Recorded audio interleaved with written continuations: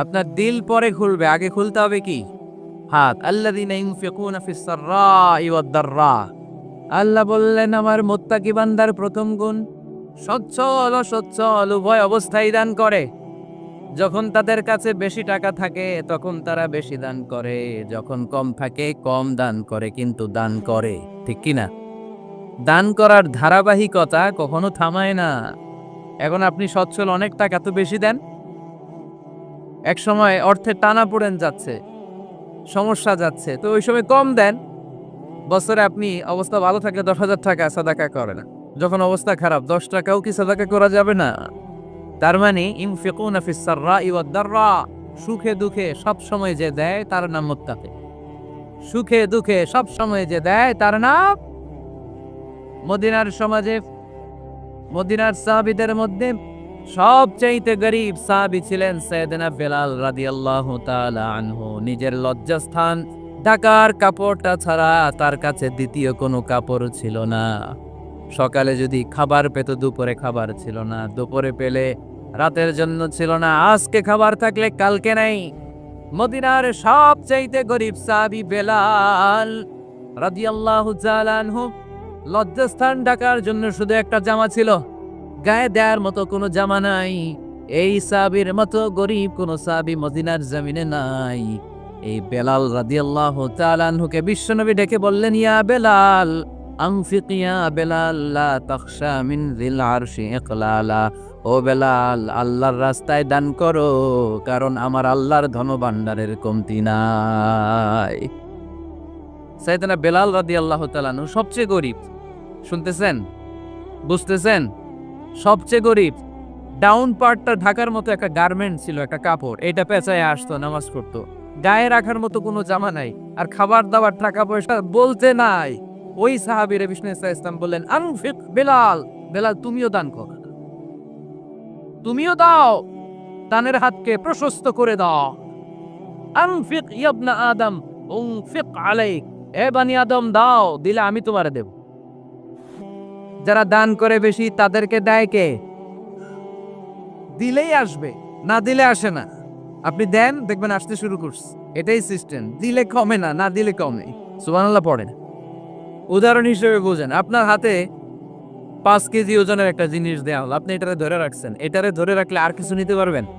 এটারে দিয়ে দিলেই না আরেকটা ধরতে পারবেন, ঠিক কি না? 5 কেজির এটা হুজুরে দিয়ে দিলাম, এরপরে কেউ আবার 20 কেজি দিলে ওইটা ধরবো, ওইটা আবার আরেকজনকে দিব, এরপরে আরেকজন 30 কেজি দিলে ওইটারে ধরবো। কথা বলেন, কথা বলেন, কথা বলেন। এজন্য আল্লাহ বললেন, ইনফিকুনা ফিস সাররাই ওয়াদ দাররা। আমার মুত্তাকি বান্দার প্রথম গুণ, তারা সুখে দুঃখে সব সময় দান করে, দানের ধারাবাহিকতা সব সময় অব্যাহত রাখে। যারা সুখে দুঃখে সচ্ছল অসচ্ছল সব অবস্থায় দান করে, তাদের নাম হলো মুত্তাকি। মুত্তাকিদের প্রথম বৈশিষ্ট্য দান করে। আপনারা দান করেন তো? কিশোরগঞ্জের ভাইয়েরা সবাই করেন? করেন তো? Take it as a reminder. আজকের এই আলোচনাটা একটা রিমাইন্ডার হিসেবে নেন। যাদের দান করতে একটু সমস্যা, মনে থাকে না, অলসতা বা একটু কিপটামির মনোভাব আছে, এই কিপটামি কৃপণতা ভুলে যান। দেন, দেন না একটু, আপনারা দিবে কে? বিশ্বাস হয়? দিলে বাড়ে, দিলে না দিলে কমে, কারণ আপনি দিলে আপনারে দিবে কে? তবে গোপন অবস্থায় দেওয়াটা উত্তম। প্রকাশ্য দান করলে আল্লাহ কবুল করেন, ওইটাতেও সওয়াব আছে, কিন্তু গোপনে দান করলে বেশি খুশি হয় কে? গোপনে দান করলে আল্লাহর রাগ ক্রোধ কমে যায়। আপনার কোনো পাপের কারণে আল্লাহ যদি আপনার উপর রেগে থাকে, আপনি গোপনে কিছু দান করে দেন, ওই রাগটা মুহূর্তেই ঠান্ডা হয়ে যাবে। 7 শ্রেণীর ব্যক্তিকে আল্লাহ তাআলা আরশের নিচে ছায়া দিবে কিয়ামতের দিন, যেদিন আকাশের সূর্যটা মাথার কাছে চলে আসবে, জমিনটা তামার জমিন হয়ে যাবে, তৃষ্ণায় মানুষের জিহ্বা বের হয়ে কুকুরের মতো নাভির সামনে ঝুলতে থাকবে, সূর্যের প্রচন্ড কিরণ আর তাপে মাথার মগজগুলো গলে গলে নাকের ছিদ্র আর কানের ছিদ্র দিয়ে ভাতের মাড়ের মতো টপ টপ করে বেয়ে বেয়ে পড়বে। আল্লাহর আরশের ছায়া ছাড়া সেদিন আর কোনো ছায়া থাকবে না। বিষ্ণু বললেন, 7 শ্রেণীর ব্যক্তিকে আল্লাহ তাআলা সেদিন আরশের নিচে ছায়া দিবে। তার মধ্যে থেকে 1 শ্রেণীর ব্যক্তি, কিশোরগঞ্জের ভাইয়েরা খেয়াল করে শুনেন, তার মধ্যে 1 শ্রেণীর ব্যক্তি হচ্ছে রাজুলুন তাসাদ্দাকা বিসাদাকা ফাআখফাহা এক শ্রেণীর ব্যক্তি হচ্ছে ওই ব্যক্তি যে গোপনে আল্লাহর জন্য দান করে। আচ্ছা, লা তা'লামু শিমালুহু মা তুনফিকু ইয়ামিনুহু, এমন গোপনে এসে আল্লাহর রাস্তায় দান করে দেয়, তার ডান হাত কি দান করেছে বাম হাত টের পায় না। ডান হাত কি দিল, বাম হাত দেখে নাই। অন্য মানুষ জানা তো দূরের কথা, এই গোপন দান আমার আল্লাহর কাছে খুব প্রিয়। এই জন্য একটু দান করার অভ্যেস করেন, অল্প করে করেন। আজকে যে এই 5 টাকা দান করে দেন মসজিদে, 2 টাকার নোট থাকলে দান করে দেন, 1 টাকার পয়সা থাকলে দান করে দেন। দান করতেই হবে, কারণ মুত্তাকি হতে চাইলে এই দানের ধারাবাহিকতা কন্টিনিউয়াসলি এটা রাখতে হয়, এটা থামানো যায় না। সময় ভালো বেশি দিলাম, সময় খারাপ কম দিলাম, কিন্তু দিতে হবে। রাজি আছেন? আল্লাকা সিররুন ইনদাল্লাহ বাইনাকা আনতা ওয়া বাইনাল্লাহ, আল্লাকা সাদাকাতুন তাখফা লা ইয়ালামুহা ইল্লাল্লাহ, আল্লাকা সিররুন ইনদাল্লাহ বাইনাকা আনতা ওয়া বাইনাল্লাহ, আল্লাকা সাদাকাতুন তাখফা লা ইয়ালামুহা ইল্লাল্লাহ। সুবহানাল্লাহ পড়ুন। আল্লাকা সিররুন ইনদাল্লাহ, তোমার আর তোমার আল্লাহর মাঝে কোনো গোপন আমল আছে নাকি যেটা আল্লাহ ছাড়া কেউ জানে না? জীবনে আমাদের প্রত্যেকের এমন কিছু গোপন আমল, ইবাদত আর দান সদকা করা দরকার যেটা দুনিয়ার কেউ জানে না, জানে আমার রব আর জানি আমি। এরকম দান থাকার দরকার আছে না নাই? তোমার জীবনে এমন কোন গোপন সাদাকা আছে নাকি যেটা আল্লাহ ছাড়া কেউ দেখেনি? এই গোপন সাদাকাটা আল্লাহ খুব পছন্দ করে। এখানে মাদ্রাসা, আজকে আমার ভাই অমুক ভাই দিবেন 2 লক্ষ টাকা, বলেন মারহাবা। এটা উনি আল্লাহর জন্য দিতে পারে, মারহাবার জন্য দিতে পারে, ঠিক কিনা? কিন্তু রাতের আধারে রাস্তার পাশ দিয়ে হেঁটে যাচ্ছেন, মসজিদের দান বাক্সটা লেখা, উপরে সাইনবোর্ডে লেখা মুক্ত হস্তে আল্লাহর ঘরের জন্য দান করুন। কেউ নাই, কাক পক্ষী নাই। রাত বাজে 2টা, হঠাৎ করে পকেট থেকে 1000 টাকার বা 100 টাকার কচকচে নোটটা আপনি দান করে দিলেন। ওই দানটা 1 কোটি টাকার দানের চেয়েও বড় দান। কারণ দুনিয়ার কেউ তখন দেখে নাই, দেখেছে কে?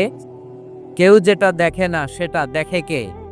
কেউ যেটা জানে না সেটা জানে কে?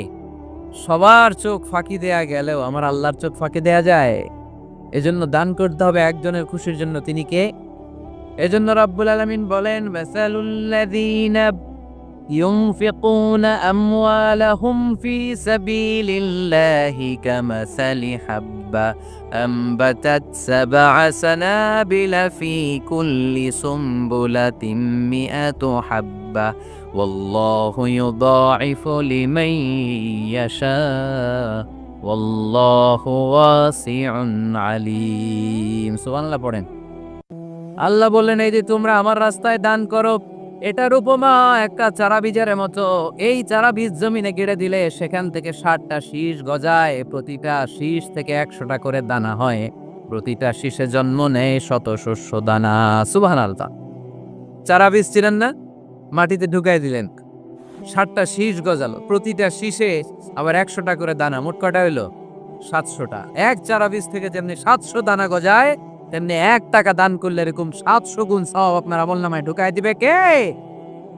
যারা দুনিয়ার বুকে প্রকাশ্যে গোপনে দান করত, সচ্ছল আর অসচ্ছল অবস্থায় দান করত, কিয়ামতের দিন যখন তাদেরকে তাদের আমলনামা দেয়া হবে, আমলনামা দেখে বলবে, আল্লাহ এত সওয়াব দুনিয়ার বুকে আমি করি নাই, অন্য কারো আমলনামা তোমার ফেরেশতারা ভুল করে আমারে দিয়েছে। আল্লাহ এত আমলনামা তো আমি করি নাই, এত নেক কাজ কোত্থেকে আসলে? এটা আমার না, তোমার ফেরেশতারা ভুল করে আরেকজনটা গছাই দিছে আমার। আল্লাহ বলবে, না, আমার ফেরেশতারা ভুল করে না। সুবহানাল্লাহ পড়েন। ফেরেশতারা কখনো ভুল করতে পারে না, এটা তোমারই আমলনামা, আমার আমলনামা, আমি তো এত সওয়াব করি নাই। আল্লাহ বললেন, তুমি যে ওই আমার খুশির জন্য দান করেছো, ওই ছোট্ট দানটাকে আমি বড় করে তোমার আমলনামায় ঢুকাই দিস। আরো আস্তে কোন সুবহানাল্লাহ। হাদিসে এসেছে, কামা ইউরাব্বি আহাদুকুম ফুলুয়া, তোমরা যেমনি ছাগল পালো, বাছুর পালো, আল্লাহ তাআলা তোমাদের দানটাকে এরকম পেলে পুষে বড় করে। আপনারা কিশোরগঞ্জে গরু পালেন কারা দেখি? মাশাআল্লাহ, সবার বাড়িতে গরু? হ্যাঁ, বাড়ি বাড়ি আপনার বাড়িতেও আছে। তো এই যে গাভী যখন বাচ্চা দেয়, বাছুর হয়, খুশি লাগে না আপনাদের? মালিক কি করে? এটারে খাওয়ায়, খাইয়ে দাইয়ে পেলে পুষে বড় করে না কুরবানির হাটে বিক্রির জন্য। আল্লাহ বললে তুমি যে এই ছোট্ট দান করেছো, তোমার এই ছোট্ট দানটা আমিও এটারে খাইয়ে দাইয়ে পেলে পুষে বড় করে উহুদ পাহাড়ের সমান করে তোমার আমল নামায় ঢুকিয়ে দিয়েছি। এজন্য আল্লাহ বললেন আল্লাযীনা ইউনফিকুনা ফিস সাররাই ওয়াদ দাররা, মুত্তাকিদের প্রথম গুণ সচ্ছল আর অসচ্ছল উভয় অবস্থায় আল্লাহর জন্য তারা দান করে। সুবহানাল্লাহ পড়ে। তাহলে মুত্তাকিদের প্রথম গুণ তারা কি করে? জোরে বলেন, সবাই বলেন, আবার বলেন। আপনাদের কষ্ট হচ্ছে? দোয়া করে ফেলি আমরা তো। গলার আওয়াজ এত অল্প কেন? আওয়াজ করে উত্তর দেয়া যাবে? চিল্লায় পড়েন আল্লাহু আকবার। এভাবে উত্তর দিবে। এভাবে আওয়াজ করে উত্তর দিলে আমি বুঝবো আমার কথা শুনতেছেন, বুঝতেছেন। তা না হলে আমি বুঝবো বুঝতেছেন না। আমি এত কষ্ট করে বলি, এরা বুঝে না। তো মুত্তাকিদের প্রথম গুণ তারা কি করে? আরো জোরে বলেন, কি করে? মুত্তাকিদের 2 নাম্বার গুণ আল্লাহ বললেন ওয়াল কাযিমিনাল গায়জ। মুত্তাকিরা শুধু সুখে দুঃখে সচ্ছল অসচ্ছল অবস্থায় তারা দান করে না। মুত্তাকি বান্দার 2 নাম্বার বৈশিষ্ট্য, তারা রাগকে হজম করে, ক্রোধকে নিয়ন্ত্রণ করে। সুবহানাল্লাহ। মুত্তাকিনরা অল্পতে চটে যায় না, হট টেম্পার্ড না। আমাদের অনেকে আছে হট টেম্পার্ড, কিছু বুঝলেও স্যাতে, না বুঝলেও স্যাতে। এরকম স্যাত আছে নাকি আপনাদের? রাগ রে আপনারা কি বলেন আঞ্চলিক ভাষায়? রাগী বলেন। তো এই যে রাগী মানুষ আছে না, গুসা উঠছে, এই যে গুসা যে উঠে, এটা খুবই স্বাভাবিক। গুসাটা ওঠা সবার ওঠে। এটা কি বলেন? ওঠে না? ওঠে না? আপনাদের মধ্যে থেকে গুসা বেশি ওঠে কার দেখি? আছে তো, রোগী আছে তো অনেক। আল্লাহ আপনাদের গুসাগুলোরে ঠান্ডা করে দেখ, আর ভালো গুসাগুলো যেন আপনারা ইসলামের পক্ষে করতে পারেন। আল্লাহ তৌফিক দান করো। রাগ হবে ইসলামের জন্য। আল্লাহর জমিনে আল্লাহর বিধান লঙ্ঘন হলে আমরা রেগে যাব। চিল্লায় বলেন ঠিক কিনা? এছাড়া কেউ আমাদেরকে রাগাতে পারবে না। ওয়াল কাযিমিনাল গায়জ, মুত্তাকিন বান্দারা রাগকে হজম করে। রাগ হওয়াটা খুব স্বাভাবিক, এটা ন্যাচারাল। সেটা কি? প্রাকৃতিক। আমাদের দেহে এক ধরনের হরমোন আছে, এটার নাম হচ্ছে অ্যাড্রেনালিন বলে এটাকে, অ্যাড্রেনালিন হরমোন। এই হরমোনটা যখন নিঃসরিত হয় তখন আমরা রেগে উঠি। এর আগে আমরা রাগি না। This adrenaline hormone triggers up your bodies fight response. এটা নিঃসরিত হলেই বডি তখন ফাইট করতে মন চায়। মনে চায় খাইয়া ফেলাই, মাইরা ফেলাই, দইরা ফেলাই, অক করে হোতা এলাই। আপনারা বলেন না এগুলো? মাইরা অ্যালবাম, কাইটটা অ্যালবাম, অক করে হোতা অ্যালবাম বলেন আপনারা? এগুলো কখন বলেন? যখন রেগে যান। যখন রেগে যা। কিন্তু মুত্তাকি হতে চাইলে যখন তখন রেগে যাওয়া যাবে। ওয়াল কাযিমিনাল গায়জ, যুবক ভাইরা খেয়াল করে শোনো। মুত্তাকি হতে চাইলে 2 নাম্বার যে বৈশিষ্ট্যটা আমাদেরকে ধারণ করতে হবে সেটা হচ্ছে ওয়াল কাযিমিনাল গায়জ, রাগকে নিয়ন্ত্রণ করতে জানতে হবে। রাগ এটা ভয়ঙ্কর। অনেকে রাগ করতে করতে যে স্ট্রোক করে ফেলে, আছে না? হার্ট অ্যাটাক করে ফেলে। অনেকে রাগের মাথায় মারাও যায়, আছে না নাই? এটা ভয়ঙ্কর। এর আছে অনেক শারীরিক মানসিক অনেক প্রভাব, অনেক ক্ষতিকর প্রভাব আছে এই রাগের। রাগটা অনেকটা ঝড়ের মতো। কিসের মতো? ঝড় যেমনি একদিক থেকে এসে সব ভেঙে চুরে তছনছ করে লন্ড ভন্ড করে দিয়ে আরেক দিকে সাঁ করে চলে যায়, রাগও তেমন একদিক দিয়ে আসে সব শেষ করে দিয়ে আরেক দিকে চলে যায়। ঠিক কিনা? এর আগের মাথায় পৃথিবীতে কত খুন খারাপি ঘটেছে। ঠিক কিনা? বাবা ছেলের মধ্যে রাগ আছে না নাই? বন্ধু বন্ধুর মধ্যে, বন্ধু কয় এটা আমারে দে, ওই বন্ধু বলে না দিব না, লেগে গেছে, কিলাকিলি ঘুষাঘুষি আছে না নাই? বাবা ছেলের মধ্যে জমি জমা নিয়ে হয় না অনেক সময়? বাবা কয় এই জমি তুই পাবি না, পোলায় কয় আমার এই দিবা তুমি। বাপে কয় না দিমু না, পোলায় কয় দিবা। বাপে কয় তোরে তেজ্য পুত্র করে দিলাম, পোলায় কয় তোমার মাথায় আমি কোপ মাইরা দিলাম। আছে না? লেগে গেল, মারাত্মক ঝগড়া। হাজবেন্ড ওয়াইফের মধ্যে এগুলো আর হয় না, তাই না? রাগারাগি হ্যাঁ বেশি হয়। কিশোরগঞ্জে এগুলো আছে। আহা, খবরদার, এগুলোকে বাড়তে দেয়া যাবে না। শয়তান খালি গুতায়। শয়তান চায় কি করে ফ্যামিলিকে ব্রেক ডাউন করা যায়। শয়তান একটা আরশের উপর বসে, অন্য শয়তানরা এসে বলে আমি ওজনে কম দেওয়াইছি, কারে কিছুই করস না। আরেকজন এসে বলে আমি সুদ খাওয়ানোর ব্যবস্থা করে দিয়ে আসছি, কারে এটা কিছুই না। আরেকজন এসে বলে মাদ্রাসায় যাচ্ছিল আমি সরাই দিছি, কারে এটা কিছুই না। আরেক শয়তান এসে বলে আমি স্বামী স্ত্রীর মধ্যে বিচ্ছেদ ঘটায় দিছি। ইবলিশ শয়তান তখন এটারে নিয়ে নাচতে শুরু করে দেয়। এজন্য স্বামী স্ত্রীর মধ্যে ঝগড়া আছে না নাই? হাজবেন্ড বলে একটা, ওয়াইফ বলে আরেকটা, আছে না নাই? হাজবেন্ড বলে তুমি যাইবা না, এই বিয়ার দাওয়াতে যাইবা না, ও আমারে অপমান করছিল। বউ কয় আমি যামু, আমার বান্ধবীর বিয়া, তোমার কি? আছে না নাই? হাজবেন্ড কয় না যাবি না, বউ কয় যামু, গেলে তোর খবর আছে। বউ কয় কি করবা? কয় তালাক দিয়ে দিলাম। আছে না নাই? ছোট্ট ঝগড়া থেকে মাথা গরম করে রাগের মাথায় তালাক দিয়ে ফেলে। এজন্য রাগ ভয়ঙ্কর। এর রাগের কারণে বন্ধু বন্ধুর সম্পর্ক নষ্ট হয়, হাজবেন্ড ওয়াইফের মধ্যে ডিভোর্স হয়ে যায়, বাবা ছেলের মধ্যে সম্পর্ক ছিন্ন হয়ে যায়। এটা ঝড়ের মতো। এজন্য মুমিনরা চাইলেই চট করে রেগে যেতে পারে। এজন্য রাগ নিয়ন্ত্রণের দরকার আছে না নাই?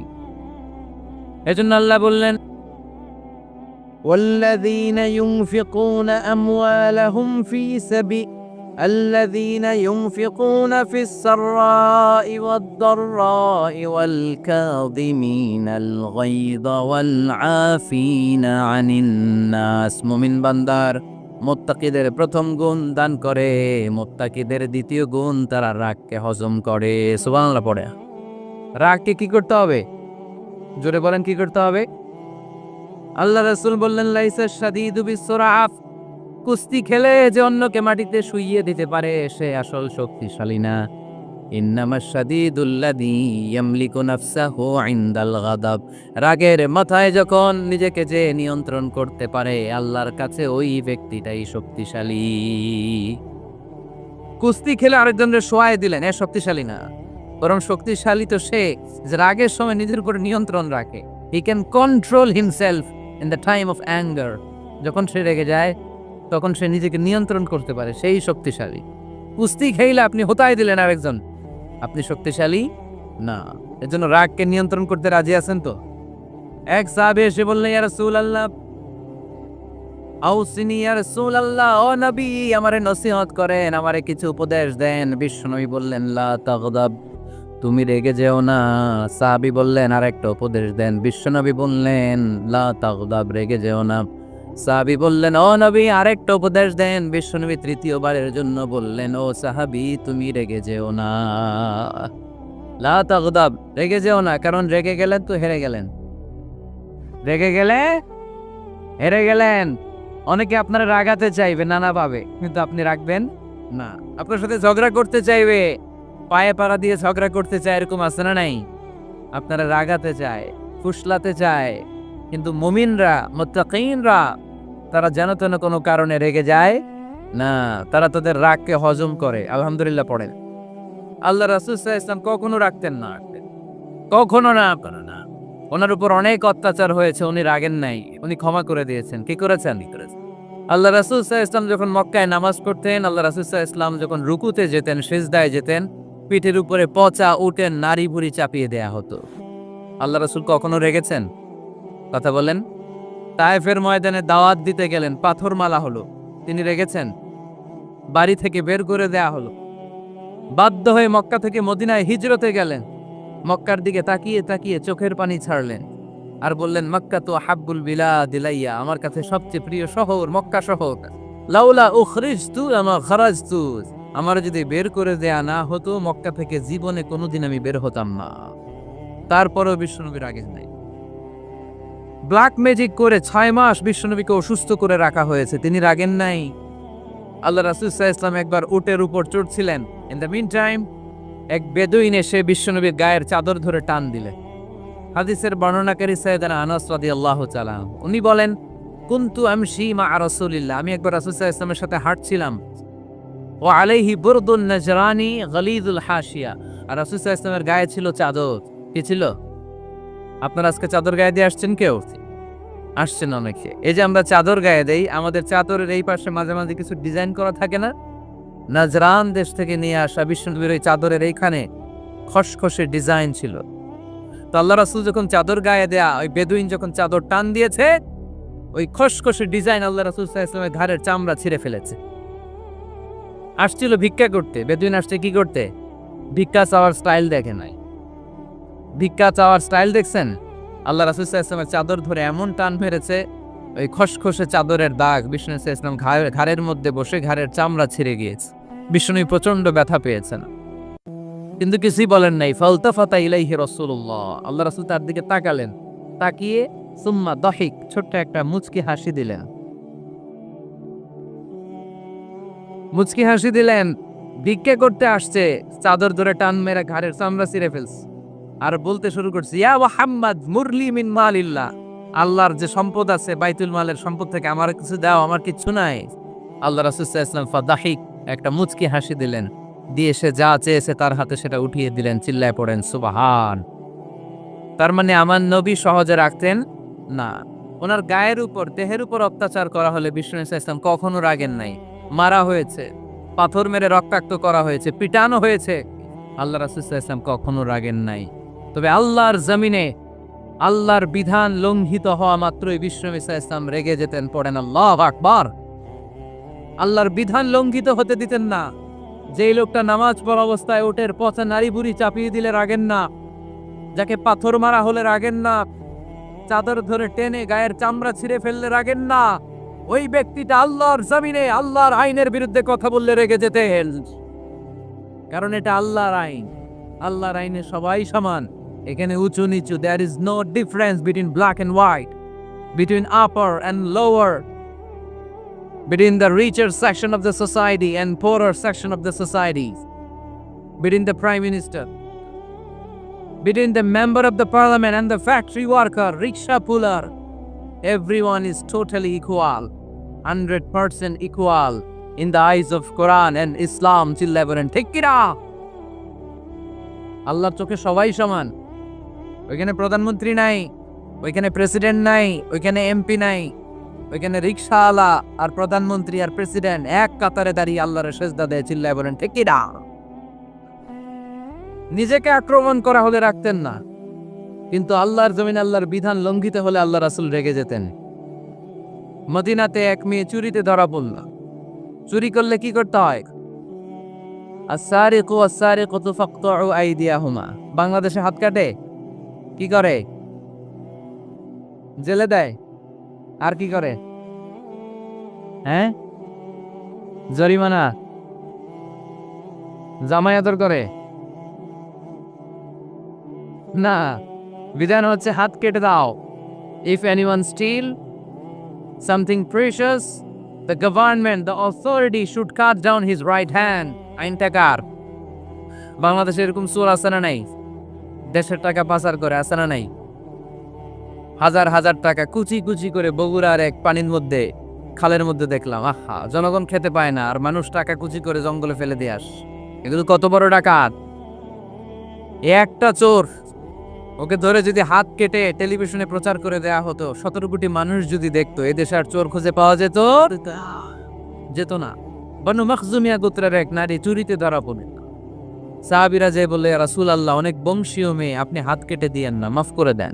কি করেন?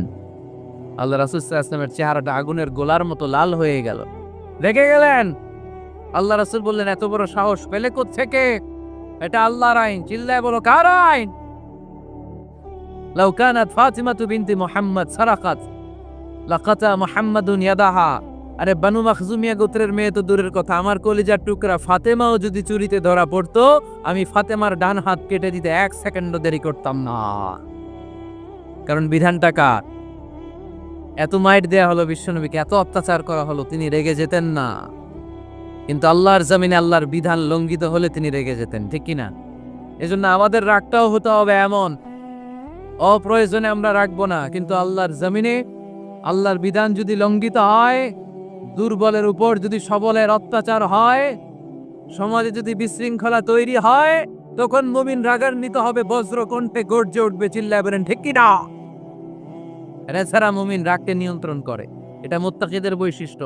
আল্লাযীনা ইউনফিকুনা ফিস সাররাই ওয়াদ দাররা। মুত্তাকিনদের প্রথম গুণ, তারা দান করে। 2 নম্বর গুণ, রাগকে হজম করে। রাগকে হজম করতে রাজি আছেন সবাই? আজকে থেকে রাগটার একটু কমানো যাবে, থামানো যাবে তো? আল্লাহ তুমি কবুল করো, করি আমিন। আল্লাহ রাসূল সাল্লাল্লাহু আলাইহি ওয়াসাল্লাম রাগ কমানোর কিছু পদ্ধতি আমাদেরকে শিখিয়েছেন। দুই সাহাবী ঝগড়া লাগলো, কথার পিঠে কথা, কথার নাম লতা। ঝগড়া করতে করতে এক সাহাবী রেগে মেগে আগুন। আল্লাহ রাসূল দেখতে লাগলেন আর বললেন, ইন্নী লা আ'লামু কালিমা লাউ ক্বালাহা লা যাহাবা যা আনহু। নিশ্চয়ই আমি এমন এক বাক্য জানি, এই বাক্যটা যদি এই সাহাবী পড়ে তাহলে তার রাগ মুহূর্তের মধ্যে ঠান্ডা হয়ে যাবে। ওই সাহাবী বলল, ইয়া রাসূলুল্লাহ, বাক্যটা কি আমারে শিখিয়ে দেন, আমি চাই আমার রাগটা যেন থেমে যায়। আল্লাহর রাসূল বললেন, তুমি পড়ো আউযু বিল্লাহি মিনাশ শাইতানির রাজীম। সবাই পড়েন, আউযু বিল্লাহি মিনাশ শাইতানির রাজীম। তাহলে রাগ কমানোর দোয়ার নাম কি? সবাই বলেন, আউযু বিল্লাহি মিনাশ শাইতানির রাজিম। এটা হচ্ছে 1 নম্বর ফর্মুলা। এটা কয় নাম্বার মনে থাকবে? রাগ আসলে এই দোয়াটা পড়ব, মুহূর্তে রাগকে ঠান্ডা করে দিবে কে? 2 নম্বর ফর্মুলা হচ্ছে, বেশি রাগ চলে আসলে আপনি চুপ থাকবেন। Keep coed, keep silence, cool down, relax করেন, থামেন। অশ্রাব্য ভাষায় গালিগালাজ করবেন না। অনেকে রেগে গেলে গড় গড় করে কি যেন বলে, গালিগালাজ করে, 14 গোষ্ঠী উদ্ধার করে স্যার, আছে না নাই? না, এই গালিগালাজ যখন কন্টিনিউ করবেন আরো বাড়তে থাকবে আপনার রাগ। আপনি একটু থামেন, stop, relax and keep quiet. ইদা গাদিবা আহাদুকুম ফালিয়াসকুত, বলেছেন মুহাম্মদ সাল্লাল্লাহু আলাইহি ওয়াসাল্লাম। তোমাদের কেউ যখন রেগে যায়, সে যদি রাগ থামাতে চায় সে যেন চুপ থাকে, সে যেন কি থাকে? তাহলে বেশি রাগ আসলে কি গালিগালাজ করবেন, চিল্লাফাল্লা করবেন, 14 গোষ্ঠী নিয়ে গালি দিবেন, কি করবেন? চুপ থাকবো। কি থাকবেন? মনে থাকবে? নাকি ওয়াজের ময়দানেই শেষ, বাড়িতে যাইয়া হতায় লেবেন? চুপ থাকতে রাজি আছেন তো? প্রথমে রাগ আসলে আউযুবিল্লাহ পড়ুন, 2 নম্বরে চুপ থাকবো, 3 নম্বরে বিষ্ণু ঈসা ইসলাম বললেন, তোমার কার্যক্রম কমিয়ে দাও, লোয়ার ইউর অ্যাকশন, অ্যাকশন কমাও, ডাইরেক্ট অ্যাকশনে যাও না। আমরা কি করি? রাগ আসলে ডাইরেক্ট অ্যাকশন, 1 তালাক, 2 তালাক, 3 তালাক, 22 তালাক, 100 তালাক, শাশুড়ির সুদা তালাক দিয়ে ফেলা। আছে না নাই? কয় তোর মারে তালাক, তোর 14 গোষ্ঠী তালাক, বিয়ে করছে একটা, তালাক দিয়ে 14 গোষ্ঠী দে। এরকম ডাকাইতে আছে না নাই? আলহামদুলিল্লাহ কিশোরগঞ্জে এগুলো নাই। ওমরে ফারুক যখন খলিফা রাদিয়াল্লাহু তাআলা আনহু, এক লোক তার স্ত্রীকে 100 তালাক দিছে। কয় তালাক? স্ত্রী এসে ওমরে ফারুককে বললেন, ইয়া আমিরাল মুমিনিন, বিচার করেন। কি বিচার? আমার স্বামী তো আমার 100 তালাক দিছে। কয় তালাক? ওমরে ফারুক বললেন, তোমার স্বামীকে ডেকে আনো। ডেকে আনা হলো। বলল, ঘটনা কি? তালাক দিবা 3টা, 100টা দিলা কেন? কয় রাগ হয়েছিল অনেক, মেজাজ গরম হয়ে গেছিল। ওমরে ফারুক বললেন, চাই আর তালাক মিন শিআরিল্লাহ, তালাক হচ্ছে আল্লাহর শিয়ার, এটা কোরআনের আইন, এটা নিয়ে ফাইজলামি করলি কেন? এদিকে আয়, বিচার করি। জামাই বউরে বসায় তিনি বিচার করে দিলেন, 3 তালাকে তোর বউ তালাক, বাকি 97 তালাক তোর পিঠের উপর পড়বে। কই পড়বে?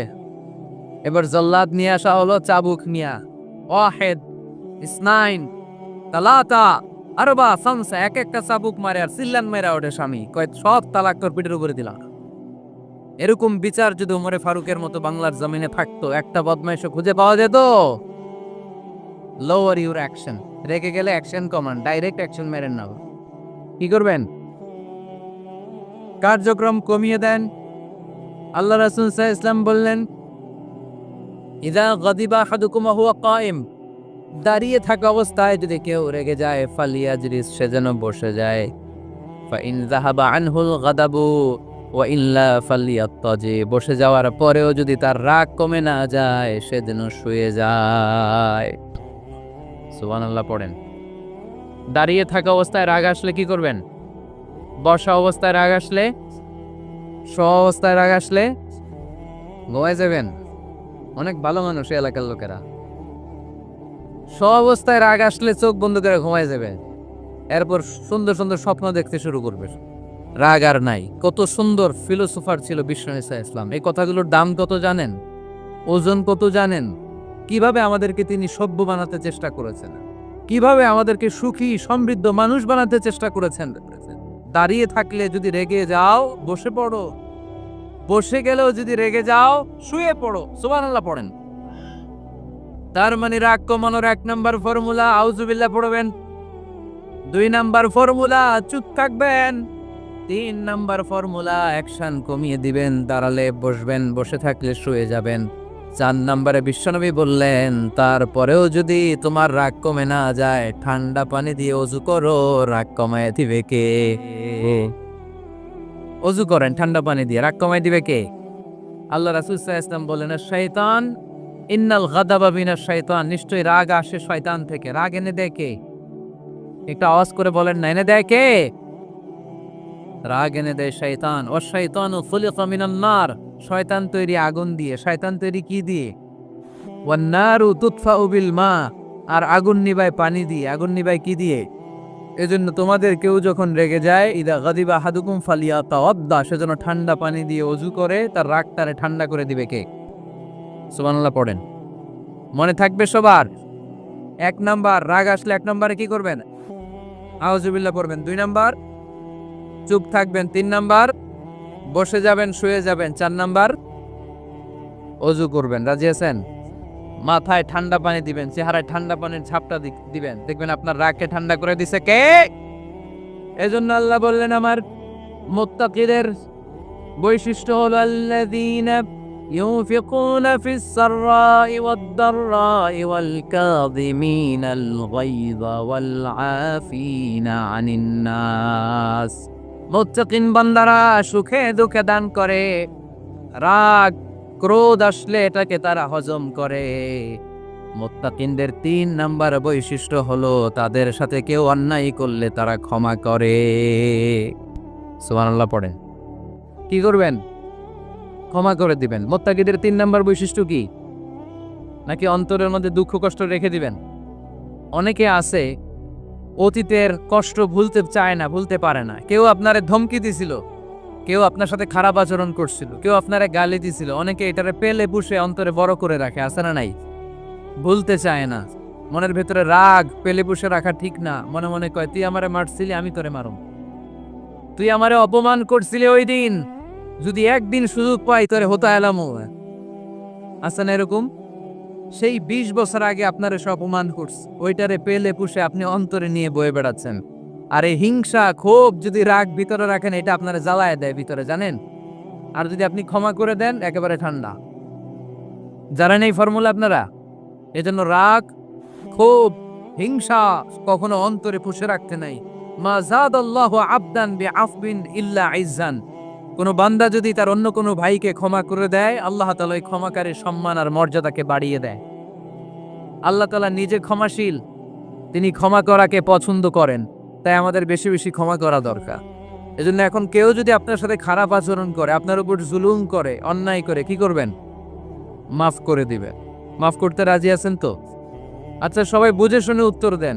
আল্লাহ পাক আমাদের সব গুনাহগুলো ক্ষমা করে দেখ, আমরা চাই কি চাই না? আল্লাহ আমাদেরকে মাফ করুক, আমরা চাই কি চাই না? দেখেন আমরা কিন্তু ঠিকই আল্লাহর কাছে ক্ষমা চাই, কিন্তু আমরা নিজেরা নিজেদেরকে ক্ষমা করতে পারি না।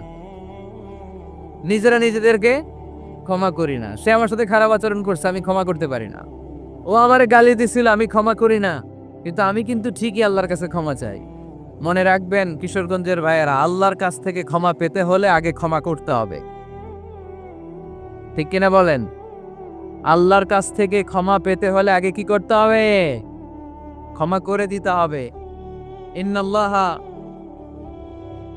আল্লাহুম্মা ইন্নাকা আফুন তুহিব্বুল আফওয়া ফাআফু আন্নি। হে আল্লাহ আপনি ক্ষমাশীল, আপনি ক্ষমা করাকে পছন্দ করেন, আল্লাহ আপনি আমাকে ক্ষমা করে দেন। কদরের রাত্রে আমরা এই দোয়া করি না যে আল্লাহ আপনি ক্ষমাশীল, আল্লাহ আপনি ক্ষমা করাকে পছন্দ করেন, আল্লাহ আপনি আমাকে ক্ষমা করে দেন। আল্লাহর কাছে আমরা ক্ষমা চাই, কিন্তু আমরা নিজেরা নিজেদেরকে ক্ষমা করতে পারি না। আপনি যদি মুত্তাকি হতে চান আগে মানুষকে ক্ষমা করতে হবে। রাজি আছেন তো? আল্লাহ রাসূল সাল্লাল্লাহু আলাইহি ওয়াসাল্লাম যে কোনো পরিস্থিতিতে যে কোনো অত্যাচারের বিপরীতে তিনি ক্ষমা করে দিতেন। সুবহানাল্লাহ পড়েন। আপনারা ওঠা বসা করতেছেন কেন? দোয়া করে দেই না? এখনই দোয়া হয়ে যাবে, বসেন। এখনই দোয়া করে দিচ্ছি। কষ্ট হচ্ছে আপনাদের, আমি জানি অনেক গাদাগাদি, না বললে তো হবে না। এখানে অনেক কষ্ট হচ্ছে আপনাদের। মুত্তাকিদের 5টা বৈশিষ্ট্যের কথা বলেছিলাম, কয়টা? 1 নম্বরে দান করে, 2 নম্বরে রাগকে কমায়, 3 নম্বরে কি করে দেয়?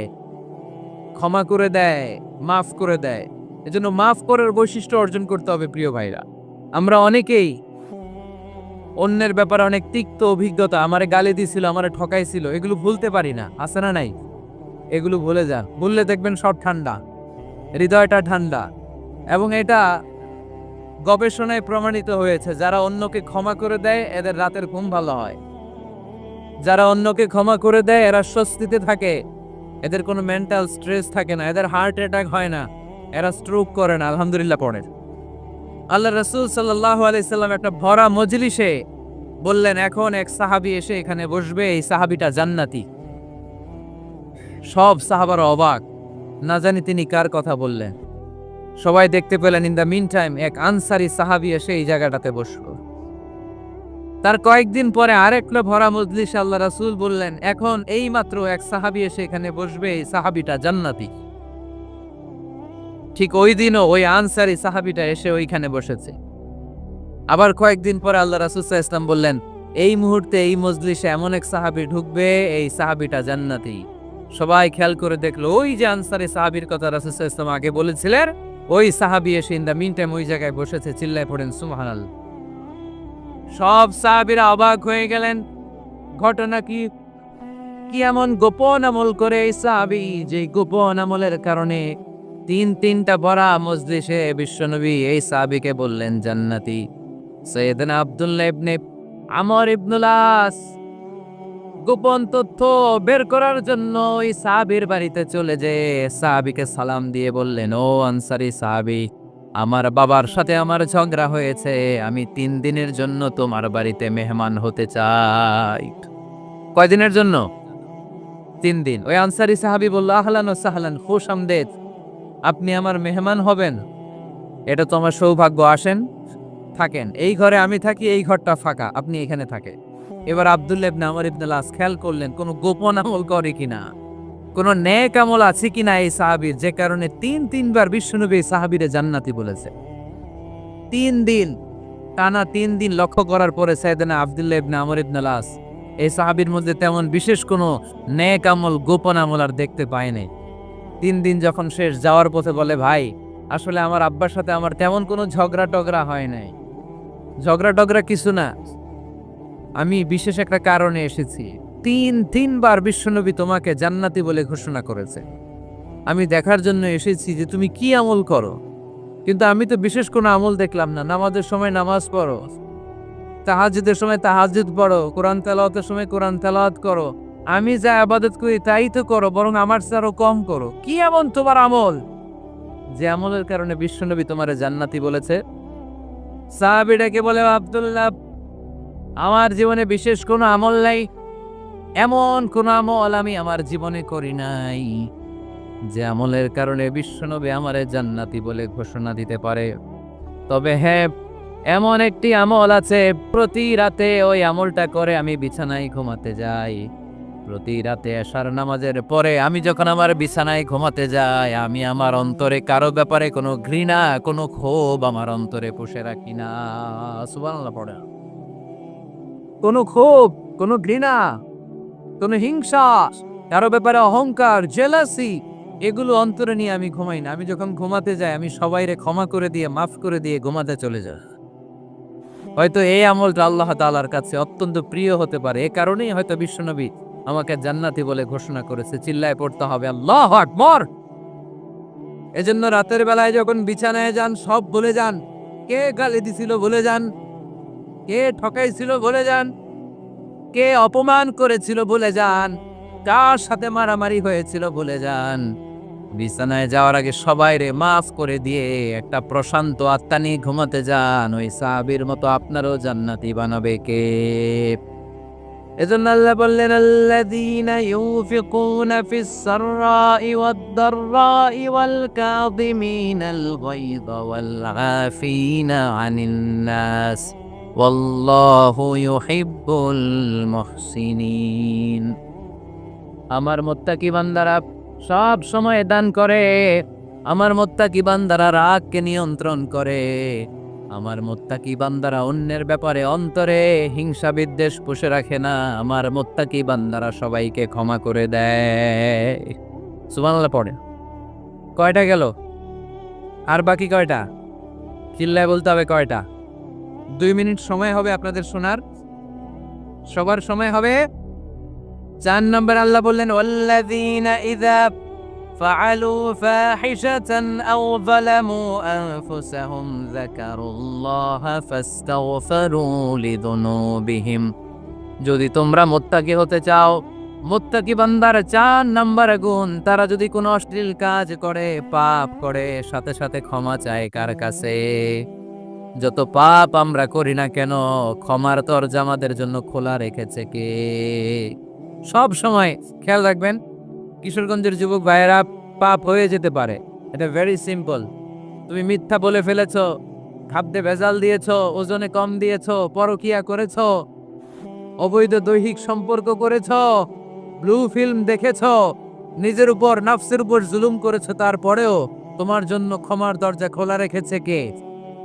মনে রাখতে হবে, আমাদের পাপ যত বড় হোক, তার রহমতের দরিয়া তার চাইতেও বড়, ঠিক কিনা? আমাদের গুনাহ আর অন্যায় যদি হয় খালের পানির সমান, বিলের পানির সমান, আল্লাহর দয়া সাগরের পানির সমান। আমাদের অন্যায় আর পাপ যদি হয় পাহাড়ের সমান, আমার রবের দয়া আকাশের সমান, ঠিক কিনা? বিষ্ণু বলেছেন, কুল্লুকুম খাত্তাউন ওয়া খায়রুল খাত্তাইন আত-তাওয়াবুন। তোমরা সবাই পাপী। আমরা সবাই কি? আওয়াজ করে বলেন না, আমরা সবাই কি? আমরা যে পাপী, এটা বলতে আপনাদের লজ্জা লাগে? আমরা সবাই কি? শুধু কি পাপী? পাপীর ঘরের পাপী। 14 গোষ্ঠী পাপী। আমি পাপী, আমার বাবা পাপী, আমার মা পাপী, আমার দাদা পাপী, আমরা সবাই পাপী। আল্লাহ রাসূল বললেন, কুল্লুকুম খাত্তাউন, তোমরা সবাই পাপী, ওয়া খায়রুল খাত্তাইন আত-তাওয়াবুন। আর এই পাপীদের মধ্যে সবচেয়ে ভালো পাপী ওই পাপী যেই পাপী পাপ করার পরই তওবা করে, ইস্তেগফার পড়ে, ঠিক কি না? পৃথিবী না জানুক আমি তো জানি, পৃথিবী না জানুক আমি তো জানি, আমি কি পাপ করেছি হায়। আমার পাপের করলে বিচার, বাঁচার আমার নাই উপায়। দয়াময় প্রভু মাফ করো আমায়, মাফ করো আমায়। পড়েন, পৃথিবী না জানুক আমি তো জানি, আমি কি পাপ করেছি হায়। আমার পাপের করলে বিচার, বাঁচার আমার নাই উপায়। দয়াময় প্রভু মাফ করো আমায়, মাফ করো আমায়। চিল্লায় পড়তে হবে সবাই, আমিন। এজন্য আল্লাহ বললেন, আমার মুত্তাকি বান্দারা যদি ভুল করে, আমার মুত্তাকি বান্দারা যদি অন্যায় করে, সাথে সাথে ক্ষমা চায় কার কাছে? ক্ষমার দরজা আমাদের জন্য খোলা আছে না নাই? আমরা যদি ভুল করি, অন্যায় করি, আমরা পড়ি, রব্বানা যালামনা আনফুসানা ওয়া ইল্লাম তাগফির লানা ওয়া তারহামনা লানাকুনান্না মিনাল খাসিরিন। ও আল্লাহ, ভুল করেছি, অন্যায় করেছি, পাপ করেছি, গুনাহ করেছি, নফসের উপর জুলুম করেছি। তুমি যদি মাফ না করে দাও, আমাদেরকে মাফ করার দুনিয়াতে কেউ নাই, ঠিক কি না? এজন্য আল্লাহ বললেন, মুত্তাকিদের 4 নাম্বার গুণ, ভুল হতেই পারে, কিন্তু নিরাশ হয়ো না, হাল ছেড়ে দিও না। তোমাদের জন্য আমি আল্লাহর ক্ষমার দরজা খোলা আছে না নাই? 24 ঘন্টা খোলা। সকালে ভুল করছেন, মাফ চাইবেন কার কাছে? দুপুরে ভুল হয়েছে, মাফ চাইবেন কার কাছে? রাতে ভুল হয়েছে, মাফ চাইবেন কার কাছে? কারণ মুমিন বান্দারা জানে, ওমাই ইয়াগফিরুয যুনুবা ইল্লাল্লাহ। মুত্তাকিনরা জানে, আল্লাহ ছাড়া গুনাহ ক্ষমা করার কেউ নাই। তাই গুনাহ হলে, পাপ হলে আমরা ক্ষমা চাই কার কাছে? যদি পাপ হয়ে যায়, অন্যায় হয়ে যায়, অজু করে যায় নামাজটা বিছিয়ে চোখের পানি ছেড়ে দেন, চোখের পানি চোখ বেয়ে নাকের ডগাবে জমিনে পড়ার আগে ওই অনুতপ্ত বান্দার জীবনের সব গুনাহ মাফ করে দেয় কে? চোখের পানি ছেড়ে আল্লাহরে বলেন, আল্লাহ ওমাই ইয়াগফিরুয যুনুবা ইল্লাল্লাহ,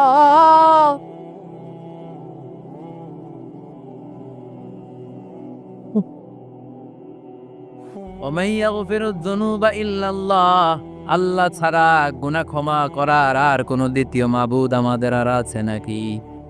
চোখের পানি ছেড়ে দিয়ে আল্লাহরে ডেকে বলেন, আল্লাহ আমি ছাড়া তোমার গোলামের অভাব নাই, অভাব আছে? আমি ছাড়া তোমার বান্দার অভাব নাই, আমি ছাড়া তোমার গোলামের অভাব নাই, কিন্তু তুমি ছাড়া আমার কোনো রব না।